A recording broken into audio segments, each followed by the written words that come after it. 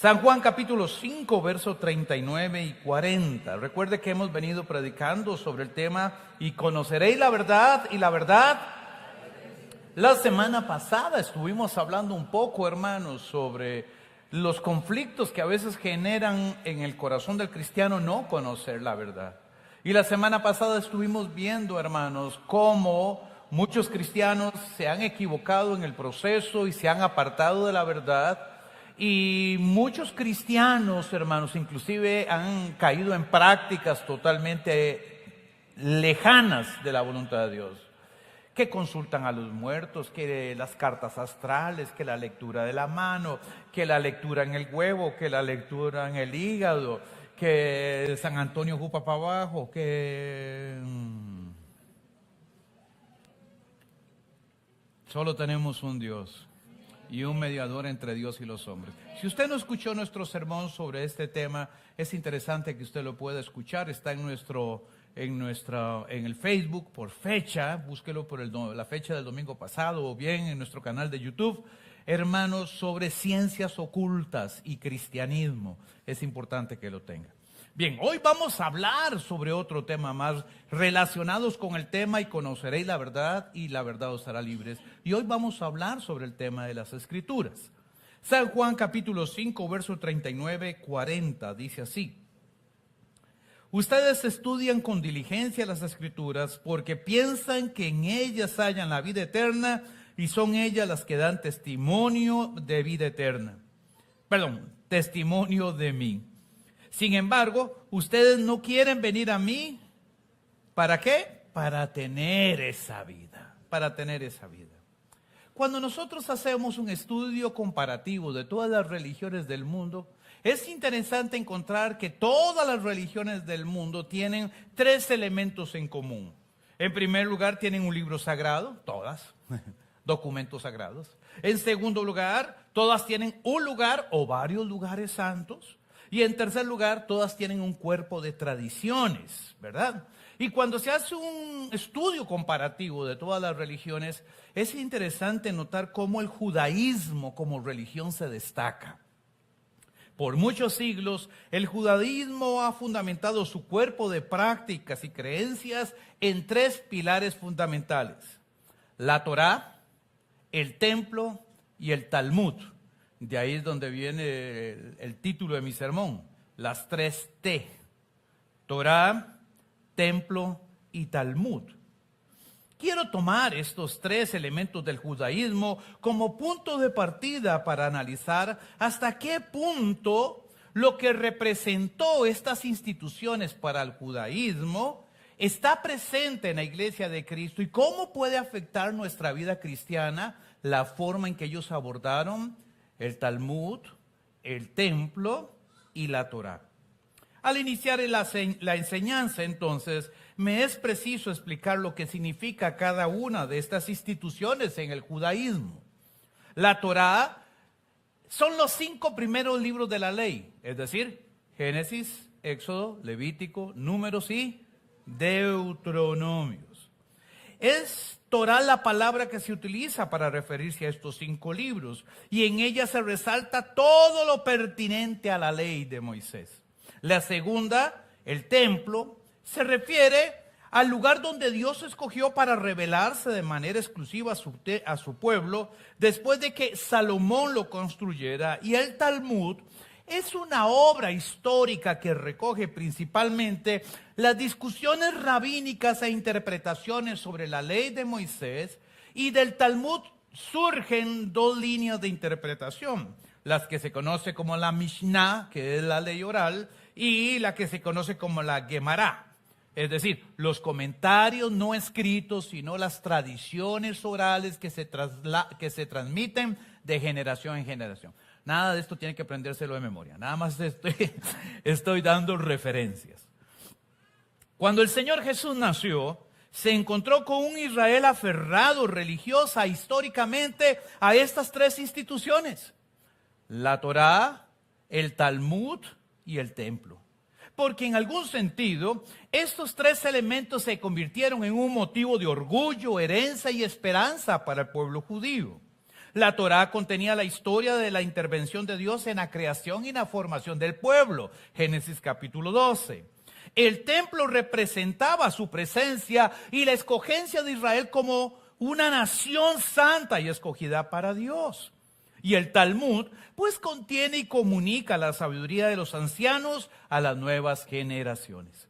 Sin embargo, y como sucede muy comúnmente, con el pasar del tiempo, el pueblo le otorgó a la Torá, al Talmud y al templo una identidad, atribuyéndoles capacidades o cualidades muy diferentes a la intención y propósito para el cual fueron creados.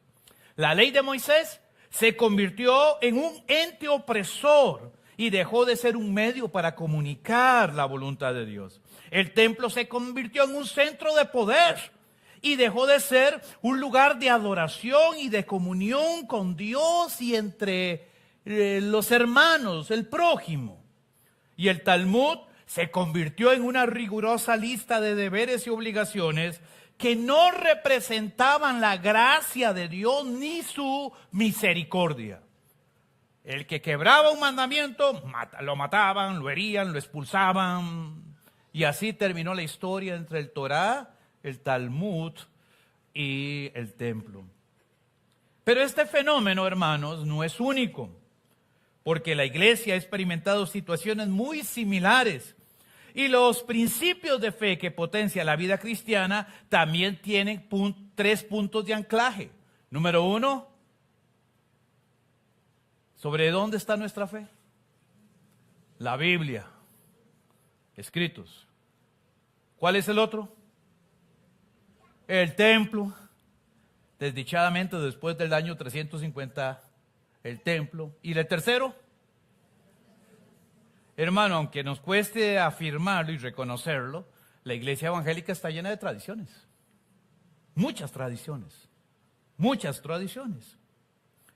Así entonces, como en el pueblo de Israel hubo personas que dedicaron su vida para conocer, interpretar y declarar la voluntad de Dios a partir de las Escrituras, también los hay en la iglesia.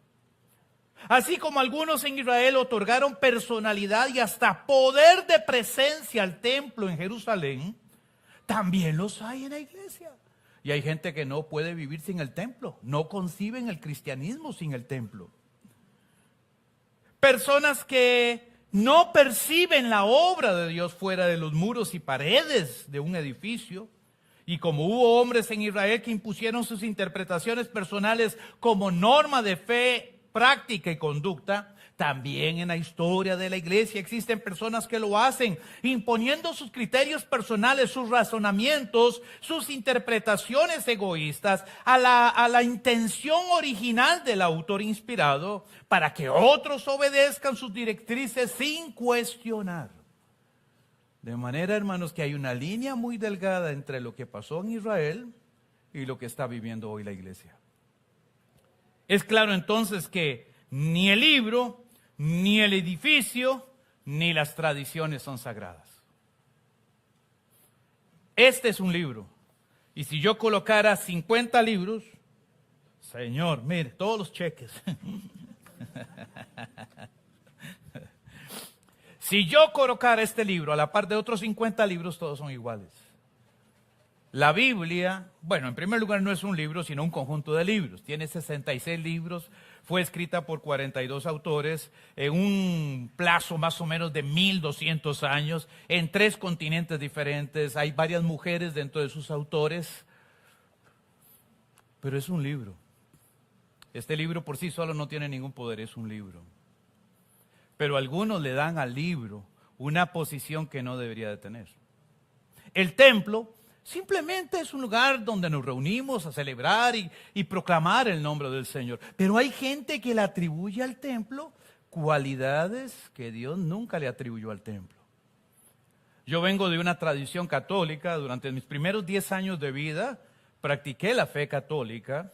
Y una de las cosas que me enseñaron desde pequeño es que sin importar si yo iba caminando, en bicicleta, en bus, en avión, no sé, y pasábamos cerca de un templo, había que hacer algo. ¿Qué había que hacer?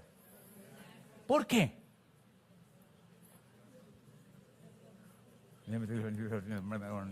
Yo sé, no sé si están diciendo Cartago campeón o no sé qué es lo que están diciendo. O sea, ¿por qué? ¿Por qué tenías que pesinarte cuando pasabas frente a un templo? Por respeto, pero más, hay algo más. Porque se nos enseñó, sí, Paulo, se nos enseñó que ahí en la parte de atrás, ¿verdad? Del altar, en la parte está el Santísimo. ¿De acuerdo? Y entonces cada vez que pasamos por el templo, la presencia de Dios era algo real ahí. Y que al pesinarnos nosotros mostrábamos respeto, adoración, consideración. Entonces se le atribuyó al templo un valor, un significado que no tiene. El templo, este edificio no es santo, es un edificio nada más. Pero cuando la iglesia se reúne a proclamar el nombre del Señor, la presencia del Señor se hace manifiesta aquí y proclamamos su nombre con alegría, con gozo. Ahora, las tradiciones evangélicas son santas. Primero hablemos de qué estoy hablando, porque usted dice, ¿qué son tradiciones? ¿Qué son tradiciones?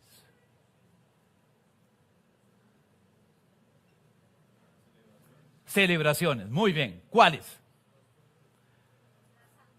La Santa Cena, bueno, la Santa Cena es un rito, pero está dentro de las tradiciones. Muy bien. ¿Qué más? El bautismo, otro rito de la iglesia cristiana, pero también está dentro del proceso de tradiciones. ¿Qué más? El tiempo de alabanza y adoración, bueno, es parte de la liturgia, pero también es una tradición. Muy bien. ¿Qué más? La presentación de los niños es parte de nuestras tradiciones. Los matrimonios, los funerales, el orar por los enfermos. Son tradiciones, todas. ¿Cuántas de esas tradiciones son santas? Ninguna. Pero hay mucha gente que tiene las tradiciones en un lugar de relevancia tan importante que no están dispuestos a escuchar la voz de Dios ni a encontrar a Dios en las tradiciones más que practicar las tradiciones. Hay gente que lo que consideran es la santidad del templo, pero no consideran el mandato de Dios de ser familia dentro del templo. Hay gente que considera el libro como santo, pero no encuentran a Dios en el libro. Nada más lo leen, no lo obedecen. La lectura no transforma, simplemente se da por sentado. Es claro entonces, hermanos, el libro no es santo, pero la revelación que contiene el libro es la palabra de Dios para nosotros y nos revela el carácter de Dios. Y el carácter de Dios es, sean ustedes santos como yo el Señor soy santo. Nos revelan a Dios, nos revela la voluntad de Dios y nos revelan el propósito de Dios para nosotros. Y todo eso está aquí. ¿Quién es Dios? ¿Cuál es la voluntad de Dios? ¿Y cuál es el propósito de Dios? Es decir, ¿cómo nosotros debemos de vivir como hijos de Dios? No es el libro el que revela eso, sino la palabra de Dios inspirada y que el Señor permitió que hombres como usted y yo y mujeres escribieran aquí su voluntad revelada para que nosotros lo conozcamos a Él. Lo conozcamos a Él. Todo lo que he mencionado, el libro, el edificio, es decir, las tradiciones, son medios instrumentales con diferentes grados de prioridad y relevancia en la vida de la iglesia. Pero de los tres, quien transmite la revelación de Dios es las Sagradas Escrituras. Podemos quitar la música y seguimos siendo iglesia. ¿Sí o no? Puedo quitar todos los instrumentos y yo me paro aquí con una maraca y seguimos siendo iglesia. Porque lo que tenemos simplemente es una forma más artística, más amplia, más elaborada de adorar a Dios. Pero si no tuviéramos nada de eso, seguiríamos siendo iglesia. Si no tuviéramos un templo donde congregarnos, ¿seríamos o no seríamos iglesia? ¿Sí o no? Pero hay gente que no puede encontrar a la iglesia fuera del templo. Y no han entendido que el templo no determina la iglesia, ni la vida de la iglesia.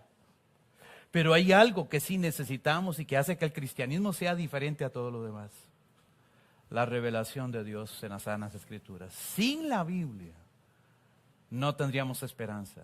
Sin la Biblia no tendríamos el conocimiento de Dios. Sin la Biblia no sabríamos quién es Dios. No sabríamos cuál es su voluntad. No sabríamos cuál es su propósito para nuestra vida. No encontraríamos un sentido de vida. Sin la Biblia no tendríamos absolutamente nada. Y como dice Pablo en 1 Corintios 15, ni siquiera sabríamos que hay resurrección. Ni siquiera sabríamos que hay salvación o justificación o redención. Es la palabra de Dios la que nos enseña, la que nos instruye, la que nos guía, la que nos fortalece, la que nos levanta cada día. Los otros dos elementos, el templo y las tradiciones, son acomodos humanos para facilitar el culto, la interacción social y dar sentido de presencia cultural. Porque Dios no habita en templos hechos de mano. Hechos 17:24. Y en cuanto a las tradiciones, en la mayoría de los casos, hermanos, y a veces nos equivocamos, porque pensamos que las tradiciones fueron dictadas por Dios. No. Las tradiciones son históricamente construidas por la iglesia. La forma en que casamos, la forma en que celebramos un funeral. Es interesante, no sé si usted ha tenido la oportunidad de asistir a un funeral en alguna familia o iglesia en los Estados Unidos.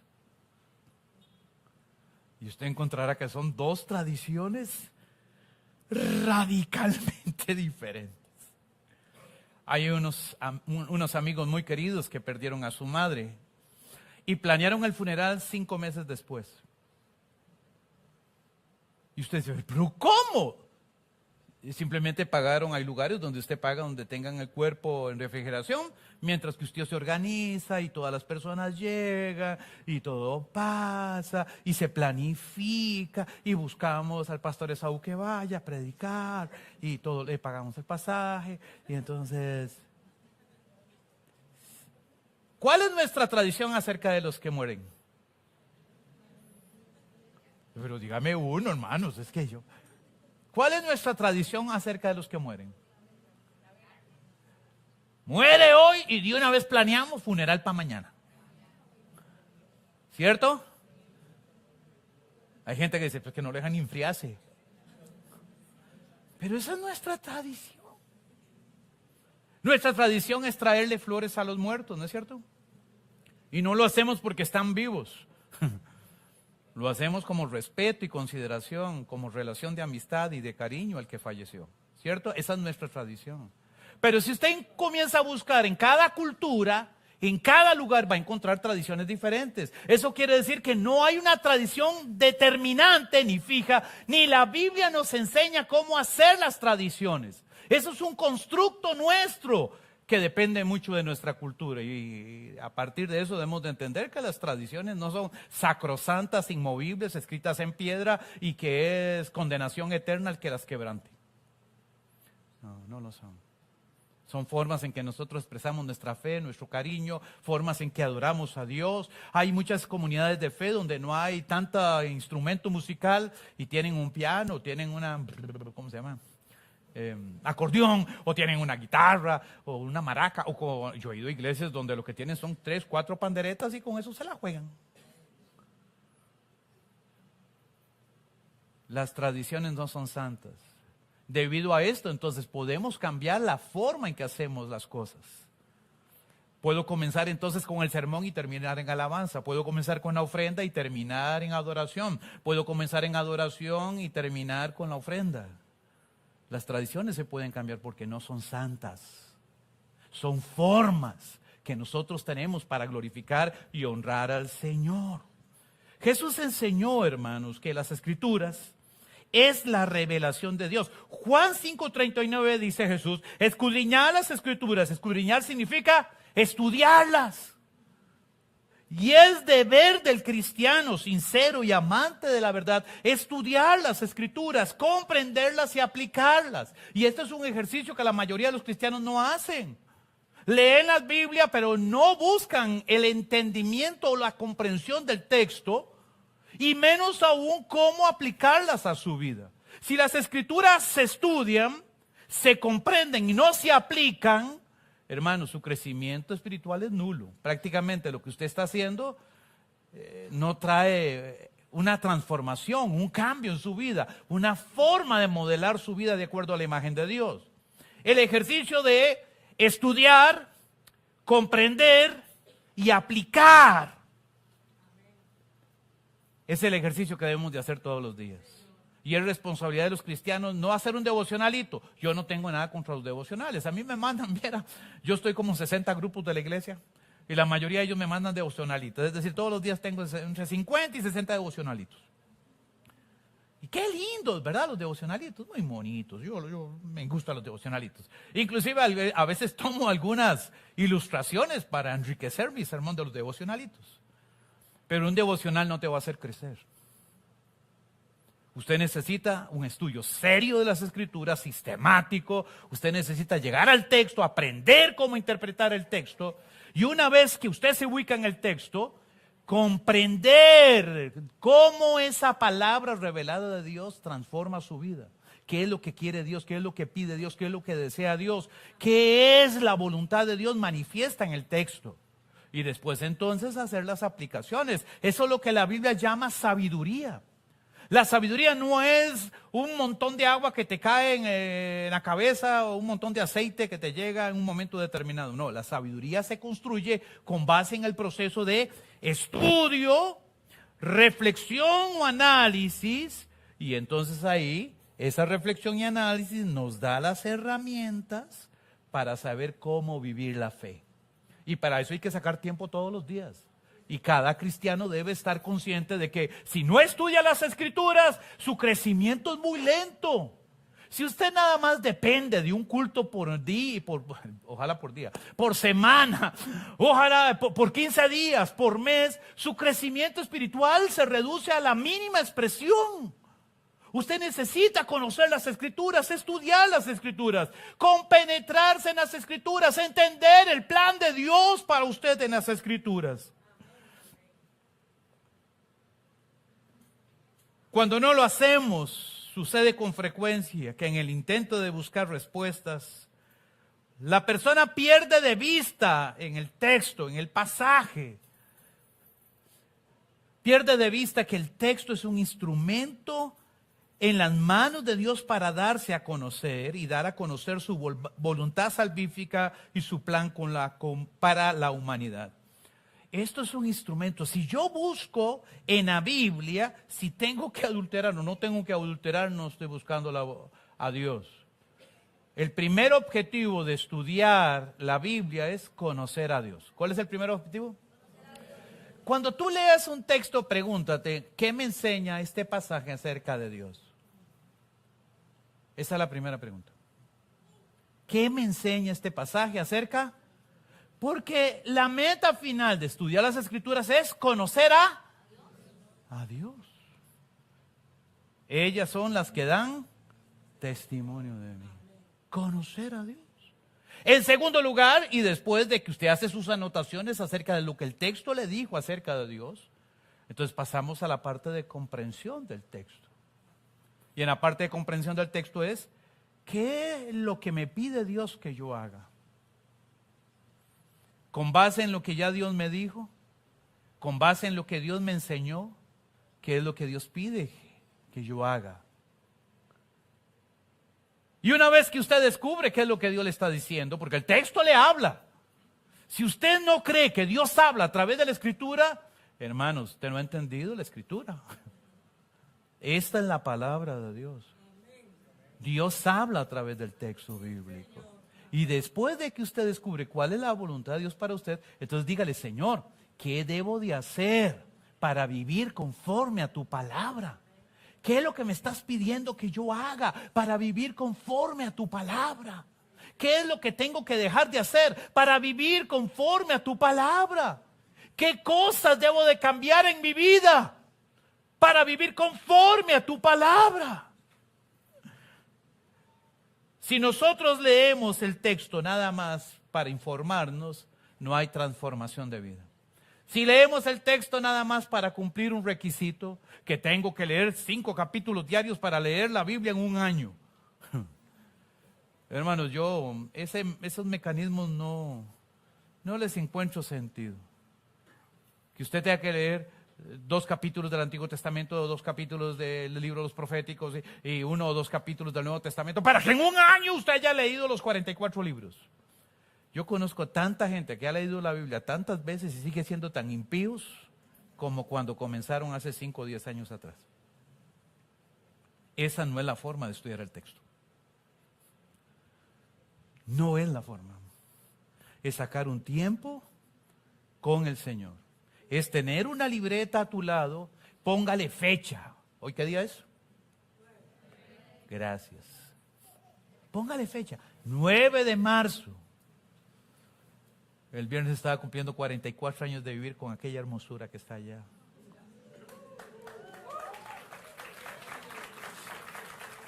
Qué bendición, ¿verdad? Ahora hablamos, mi amor. Póngale fecha, 9 de marzo. Ponga el texto que está estudiando hoy. Y luego comience a notar qué es lo que Dios le dijo en el texto. ¿Está conmigo? Comience a notar qué es lo que Dios te enseñó, qué es lo que habla de Dios. Porque el texto te va a revelar el carácter de Dios. Un carácter justo, un carácter recto, un carácter santo. Porque Dios quiere que usted sea justo, recto y santo. Levítico 9:2 y 1 Pedro 1:5-19. Entonces, ¿cuál es la función de las Escrituras en la vida del cristiano? Hermanos, no hay duda que las Sagradas Escrituras tienen un lugar importante en la vida del cristiano. Sin embargo, hay que definir y delimitar cuál es su rol para no cometer errores como los cometió Israel. Los judíos conocían el libro, conocían la Torá, sí, claro. Estudiaban la ley, se esforzaban por comprender las profecías y trataban de aplicar los escritos de sabiduría a su vida. Ellos eran expertos en citar a los profetas y a los escritos de sabiduría, pero cuando ellos se encontraron cara a cara con Jesús, ¿qué pasó? No lo reconocieron. Juan capítulo 1 dice, y a los suyos vino. Explíquemelo.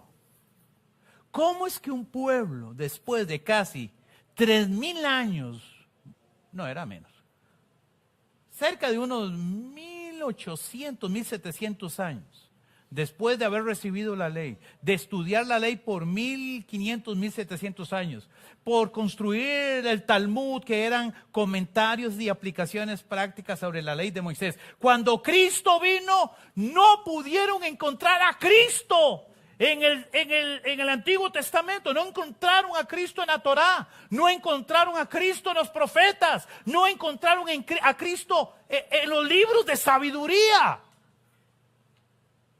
1500 años de leer el mismo texto.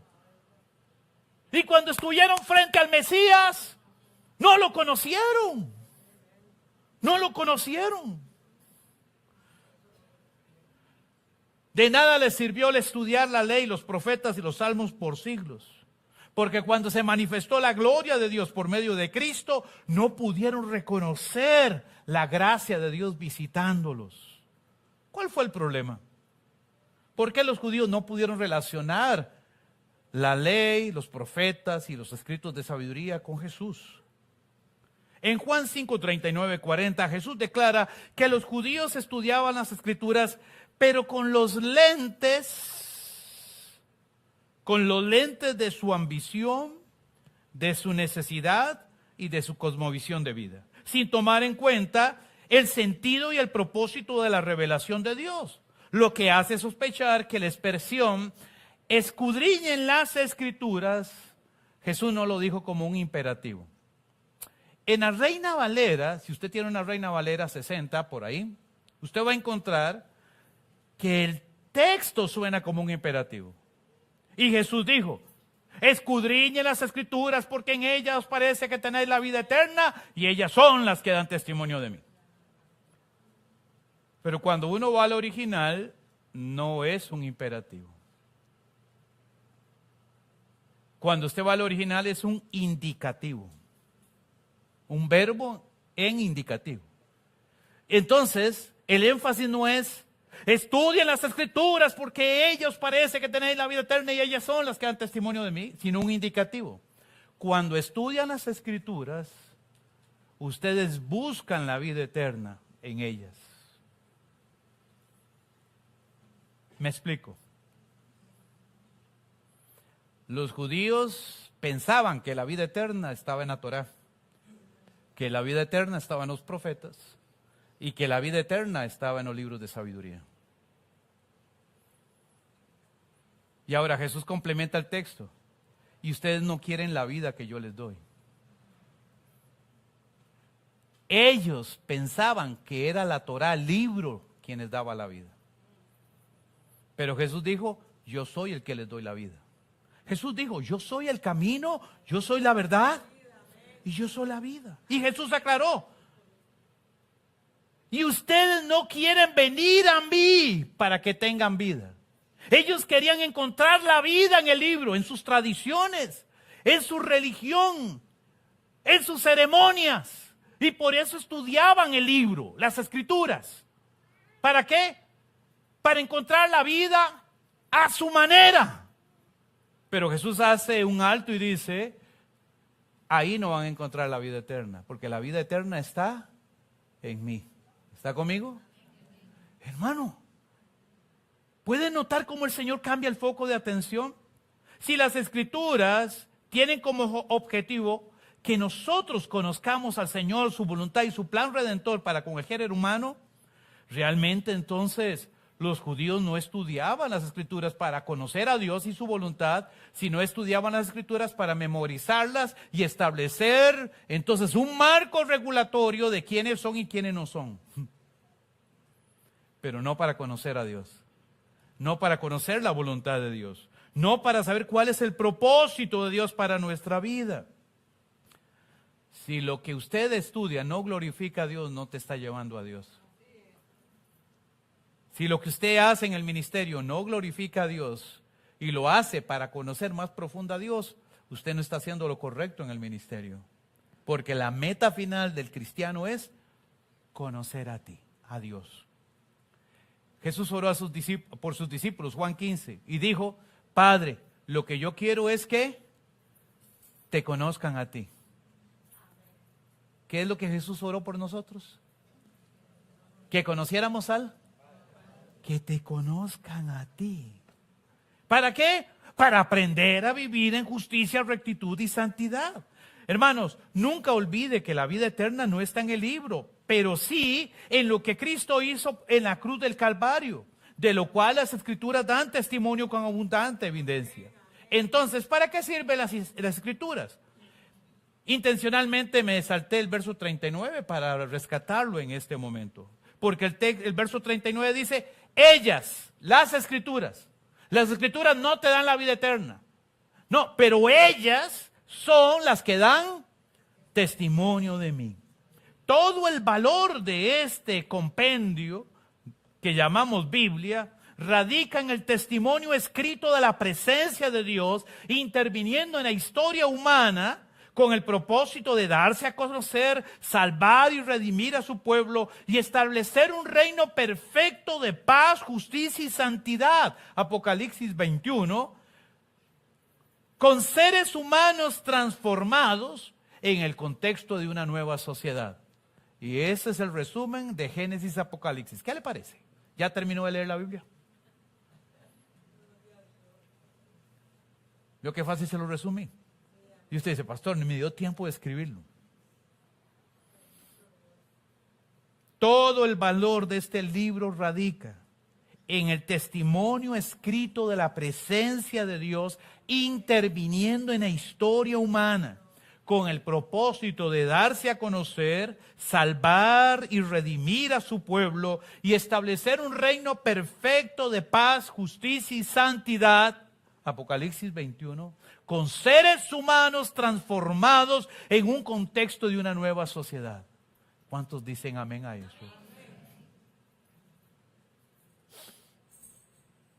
Hay un peligro latente. por los errores históricos y la incapacidad mostrada por los judíos, por encontrar en Cristo en el cumplimiento perfecto de las Escrituras, la iglesia debe de tomar medidas, porque también puede ocurrir entre los cristianos. Porque hay muchos que, conociendo al libro, no conocen a Cristo como Señor y Salvador. Y la realidad es que el conocimiento de Dios no se obtiene mediante un título universitario ni un programa de entrenamiento teológico. Para conocer a Jesucristo, el ser humano necesita la intervención divina del Padre, enviando al Espíritu Santo, el Espíritu Santo dándonos a conocer a Cristo por medio del testimonio de las Escrituras y conduciéndonos hacia el arrepentimiento, y en el arrepentimiento la conversión.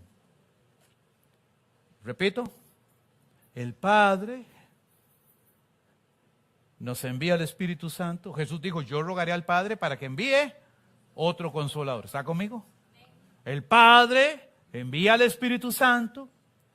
El Espíritu Santo nos revela quién es Cristo. Otra vez Juan 15, y cuando Él venga, tomará de lo mío, hablando Jesús, y se los hará recordar. Y Él estará con ustedes.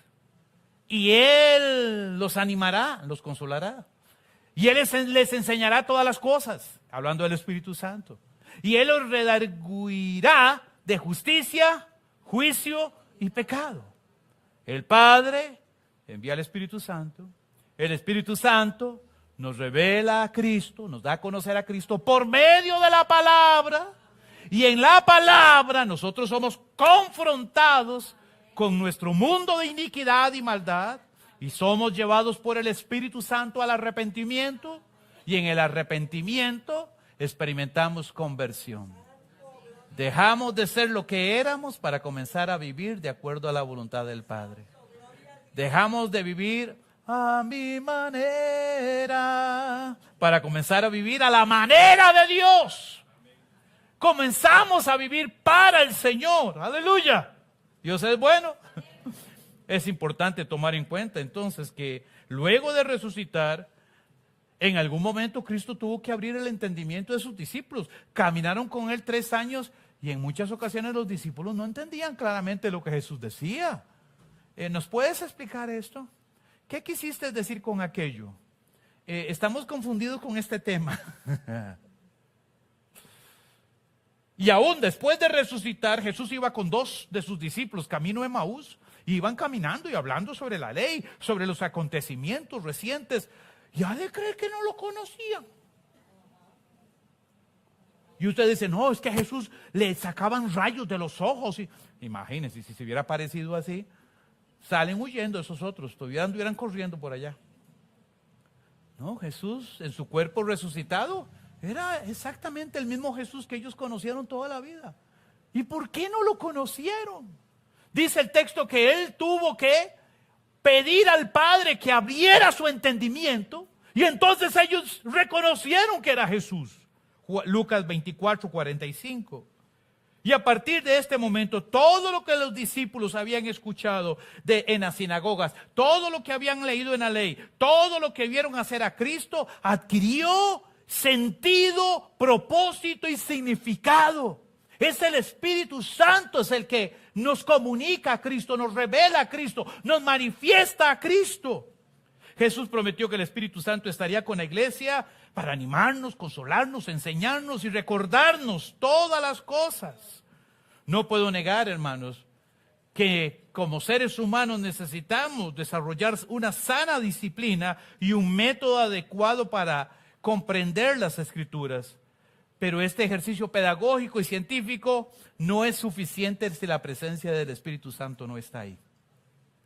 Hace unos años atrás, mientras que trabajaba en la clínica de Orosi, estamos hablando como del año 92, 91, muy cerca cuando yo salí de la caja de trabajar como enfermero. Me mandaron a Orosi 2 meses a trabajar allá. Y estando allá un día llegó el padre, era un padre español. Y yo tenía música cristiana, entonces el padre me preguntó: ¿usted es cristiano? Le digo: sí, señor, yo soy cristiano. Y me dijo, me encantaría que podamos hablar de la palabra. Claro, te dice el día y la hora, ¿verdad? Dice, ¿qué te parece si vas a almorzar conmigo? Y ahí, a los padres les cocina muy rico, hermanos. Entonces yo le dije que sí. La semana siguiente llegó una señora bajita y me dice, mire, ¿qué dice el padre? Que para mañana. Entonces yo le dije a Marjorie, hoy no me ponga almuerzo. Marjorie siempre me ponía almuercito. Mañana voy a almorzar con el padre a comer muy rico. Y si había hecho la señora un bao, ella era nicaragüense, ¿verdad? Y si había hecho un bao. Bueno, entré, nos sentamos, comenzamos a hablar, almorzamos. Algo que se convirtió literalmente en una tradición. Una vez por semana, durante 2 meses, yo fui a la casa cural a almorzar con el padre. Durante esos 2 meses estudiamos las Escrituras, oramos juntos, conversamos acerca del Señor. Y cuando mi tiempo de trabajo allá iba a terminar, yo le dije, Padre, yo estoy aquí hasta esta semana. ¿Qué vas a hacer con todo lo que hemos hablado? Y él me dijo, yo sé que Jesucristo es mi Señor y que hay muchas cosas que yo practico y hago que corresponden a tradiciones y no a la voluntad de Dios. ¿Y qué vas a hacer? No sé todavía lo que voy a hacer. Voy para España, porque ya me mandaron a llamar, seguro descubrieron que estaba comiendo con el pastor. Y este bandido lo contaminó. Me mandaron a llamar. Yo espero en el Señor que la palabra sembrada y haya producido fruto. Es el Espíritu Santo. Cuando yo los primeros días que hablé con el Padre, y hermanos, he estado recordando, eso fue más de 30 años, el nombre del Padre no me acuerdo para decirles el nombre concreto. Hermano, lo que sí encontré en él era un hombre que estudiaba las Escrituras. Era un hombre que conocía la Biblia. Era un hombre, hermanos, que dedicaba tiempo a la oración y a las Escrituras, pero no conocía a Jesús. Es que conocer las Escrituras es un acto milagroso y espiritual. Yo puedo tener todas las herramientas hermenéuticas, exegéticas, pero si no tengo el Espíritu Santo, no tengo el entendimiento. ¿Están conmigo?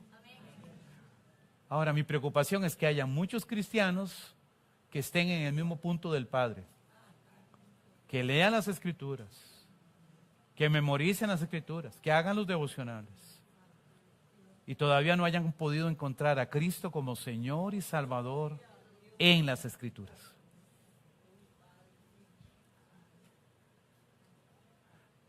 Lamentablemente, y volviendo a los judíos, y usted dice, ¿qué la trae el pastor con los judíos? No, simplemente es un ejemplo. Yo creo que ellos se quedaron en la mitad del camino. Ellos se dedicaron a conocer los estatutos, los decretos dictados por Dios en el monte durante el Éxodo, y sobre todo aquí el pasaje de Deuteronomio 5:1. Escucha, Israel, los estatutos y decretos que yo pronuncio hoy en sus oídos, apréndalos y guárdalos para que los pongas por obra. Y los judíos dijeron, vamos a aprenderlos, vamos a ponerlos por obra, vamos a enseñarlos a nuestros hijos. Pero ellos descuidaron otro mandamiento.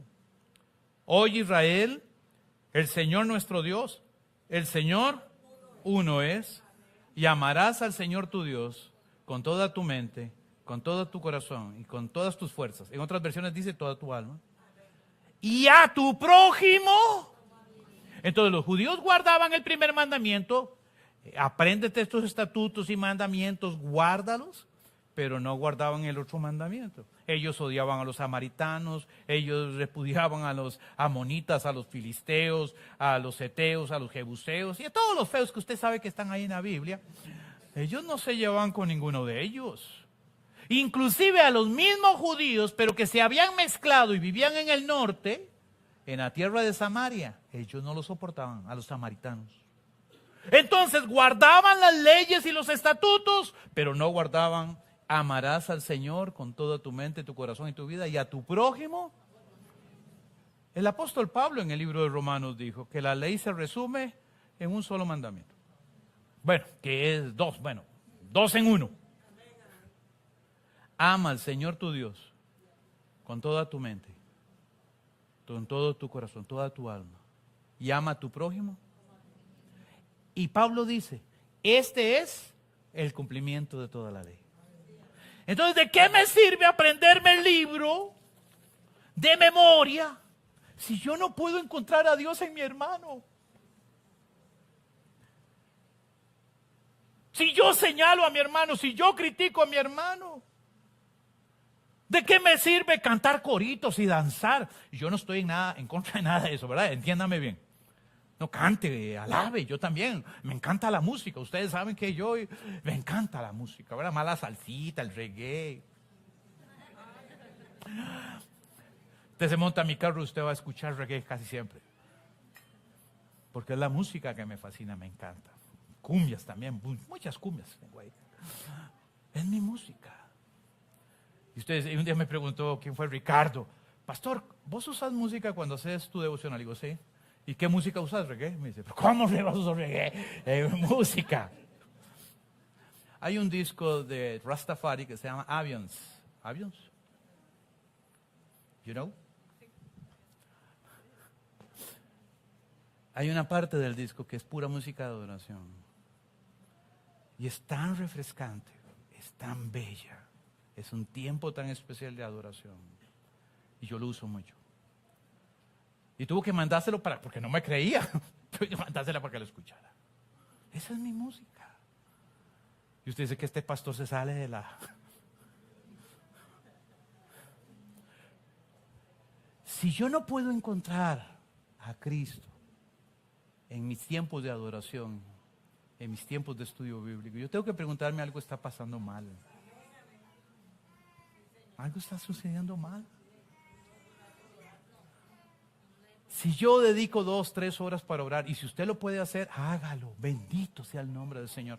Mi padre, todos los días de su vida, menos los domingos, él dedicaba 3 o 4 horas de oración aquí.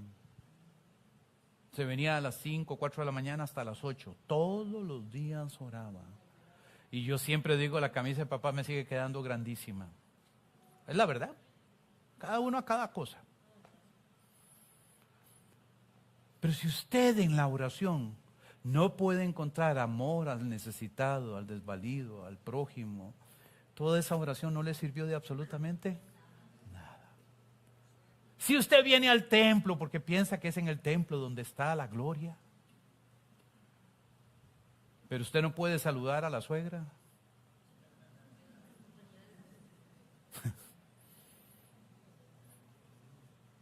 de nada le está sirviendo.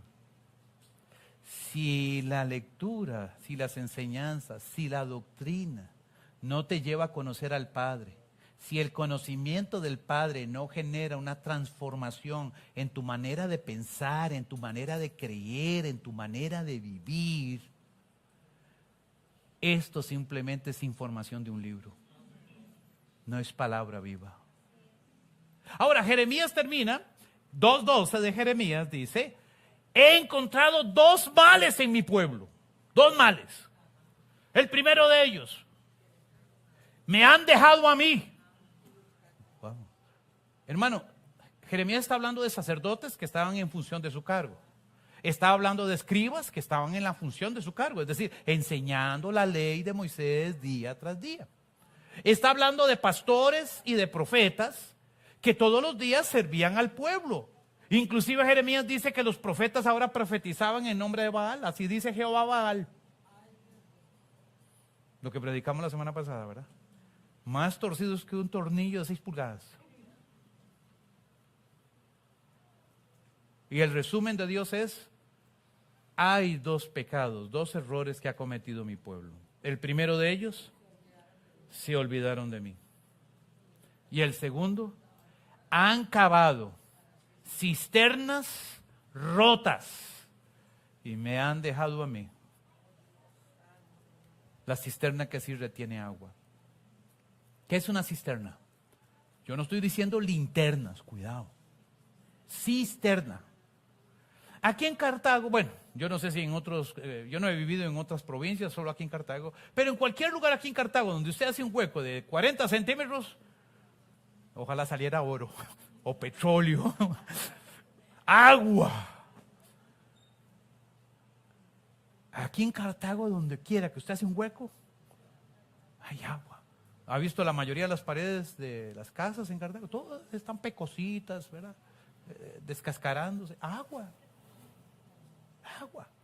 Los ingenieros han tenido que formular, ¿verdad?, estrategias para combatir esto, ¿verdad? Y ahora yo veo que construyen de otra manera. Utilizan líquidos, solventes no, ¿cómo es que se llaman? Que mezclan con el mismo cemento, ponen plásticos, qué sé yo, para tratar un poquito de salvar el asunto del agua. En Israel es un pueblo totalmente desértico. Usted puede hacer un hueco de 50 metros y no encuentra nada. Lo más que puede encontrar es petróleo, pero no agua, no. No hay agua. Entonces el pueblo tenía la costumbre de hacer huecos muy profundos para almacenar agua. Cuando venía el tiempo de la lluvia, esos huecos se llenaban de agua. Entonces construían canales hacia ese hueco, y ese hueco profundo se llamaba una cisterna. ¿Están conmigo? Entonces el profeta Jeremías pone un ejemplo interesante. Dice: mi pueblo se olvidó de mí, pero ellos cavaron cisternas rotas. ¿Qué significa? Un hueco de eso no puede estar roto. Posiblemente Irving y Christian está hablando de filtración. Es decir, cavaron la cisterna, tal vez en un terreno muy rocoso o muy arenoso, no se me ocurre otro, y de ahí se llenaba de agua, y cuando ellos iban, el agua se fue. Había que saber dónde construir los huecos. Y entonces Dios pone este ejemplo. Se olvidaron de mí. Profetas se olvidaron de mí, pero profetizaban en nombre de Dios. Sacerdotes enseñaban la ley, pero se olvidaron de Dios también. Los sacerdotes hacían sacrificios en el templo y hacían todo lo que era necesario en el templo de acuerdo a la religión judía, pero también se olvidaron del Señor. Usted puede ver un pueblo que conoce el libro, pero que no conoce al Dios del libro. Puede ver profetas que profetizan en nombre del Señor, pero que no conocen al Señor. Esos son cisternas rotas. Y mi preocupación es que si nosotros no conocemos al Señor a través de las Escrituras, seríamos personas que muy fácilmente podemos ser seducidos por falsas doctrinas, falsas enseñanzas, movidos en nuestra fe cristiana, simplemente porque nos faltó conocimiento de Dios. ¿Quieren tener la vida eterna? Conózcanme a mí. El Señor, ¿verdad? A mí esa bonilla no, yo lo más que le puedo invitar es un helado, pero conózcanme a mí, dice el Señor. Si nosotros conocemos a Jesús, Jesús se encargará de llevarnos para que nosotros conozcamos al Padre. Qué lindo, hermano. Se me paró 2 cejas porque pelo no tengo, pero qué belleza. Al Padre. Y si conocemos al Padre, tenemos vida eterna. ¿Qué tenemos? Vea que dice que vida eterna no cuando muramos. Vida eterna ahora. Aquí. It's now. En este momento. Yo no sé por qué viniste esta mañana aquí. Yo no sé cuáles son tus cargas. Yo no sé cuáles son tus actividades espirituales o lo que estás haciendo. Pero quiero decirte que es momento de evaluar lo que estamos haciendo. Si la lectura de la Biblia no te lleva a conocer más profundamente a Dios, hay algo en ese ejercicio que está fallando. Si la comprensión del texto te lleva a conclusiones diferentes a la intención original del autor, hay algo que está fallando. Y si el estilo de vida que tú vives no revela a Cristo, a Dios en su carácter, hay algo que está fallando, hay algo que no está bien. Y yo te quiero invitar para que te cierres tus ojos esta mañana y ores conmigo.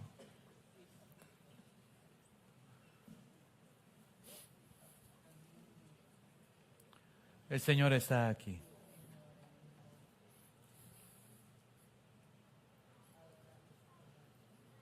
Jesús dijo, y conoceréis la verdad.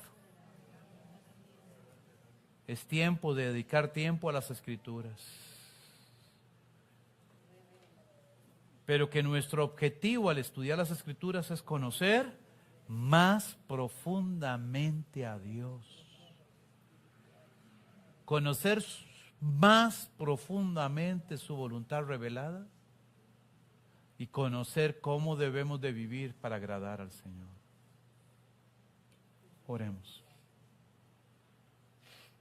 Padre bueno y eterno, Señor Dios Todopoderoso, Creador del cielo, la tierra y el mar, delante de ti estamos, Señor, y reconocemos que hemos pecado, que hemos actuado muy livianamente, que no hemos asumido el compromiso de conocerte profundamente. Estamos distraídos. Estamos confundidos o quizás no tenemos las herramientas apropiadas para hacerlo. Pero es nuestra responsabilidad reconocer que algo está mal en nuestra vida. Hoy reconocemos que te necesitamos. Hoy reconocemos que deseamos tu presencia en nosotros. Hoy reconocemos que sin ti nada somos. Hoy reconocemos que necesitamos la luz y la presencia, la revelación y la iluminación de tu Espíritu Santo en nuestra vida para conocerte a ti. Señor, queremos entregarte nuestra vida, entregarte nuestra mente, nuestro corazón, nuestros sentidos y emociones, nuestra manera de vivir y de actuar, y pedirte que tú nos guíes en este proceso, porque queremos conocerte a ti y experimentar la gloria de tu presencia cada día de nuestra vida, cada instante y en cada circunstancia, y poder verte. Señor, ayúdame para poder guiar a otros, para que otros puedan conocerte a ti y que puedan ver en mi vida tu gloria. Señor, me pongo en tus manos y te doy gracias en el nombre de Jesús. Amén. Si usted dice, hermano, ¿cómo puedo estudiar las Escrituras? Hermanos, nuestra iglesia tiene un programa, grupos de transformación de vida. En los grupos de transformación de vida estamos estudiando las Escrituras y enseñando cómo estudiar las Escrituras. A partir de mañana, Cristian, creo que es, a partir de mañana ya abrimos la nueva iglesia casa en Aguacaliente. Ya iba a decir dulce nombre, Aguacaliente.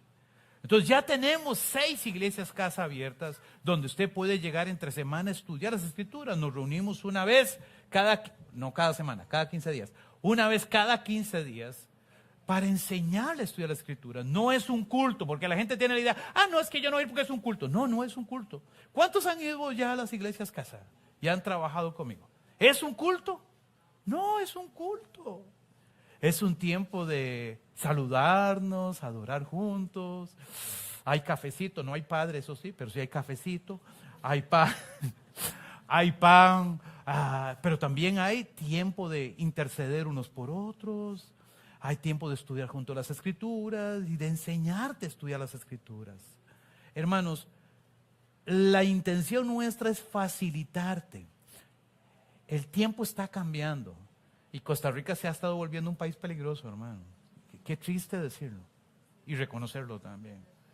Aquí están matando con permiso y sin permiso. Y me preocupa que yo haga un culto un miércoles aquí en la noche y algunos de ustedes los asalten o les hagan algo.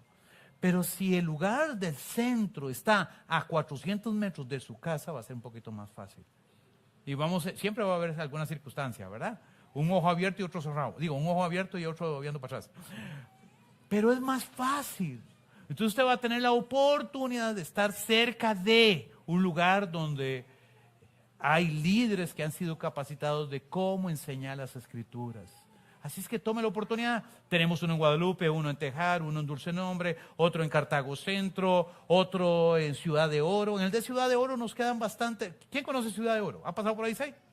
Si usted vive cerca de Ciudad de Oro, ahí tenemos un centro.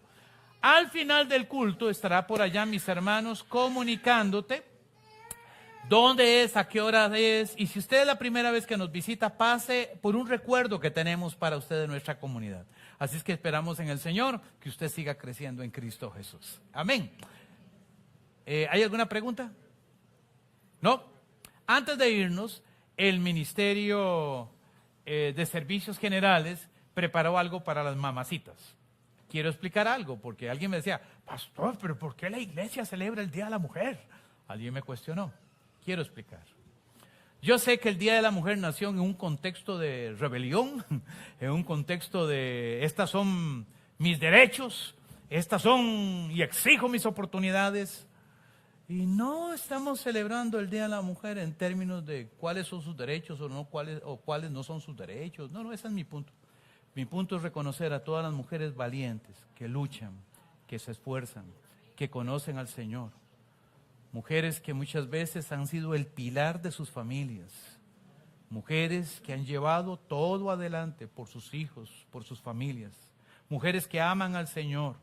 A esas mujeres queremos reconocerles hoy su trabajo, su dedicación, su entrega, su esfuerzo y pedirle al Señor que les dé muchos años más de vida. El Ministerio Vida en Familia entonces tiene un presente para usted, así es que disfrútelo. Gracias a mi hermana Jennifer y al equipo que hicieron estos arreglitos. Jennifer, quedaron preciosos. Gracias. Qué cosa más bonita, ¿no? Qué coquetera, vea qué cosa más linda. No, estas mujeres tienen algo en las manos, ¿verdad? Medio angelical.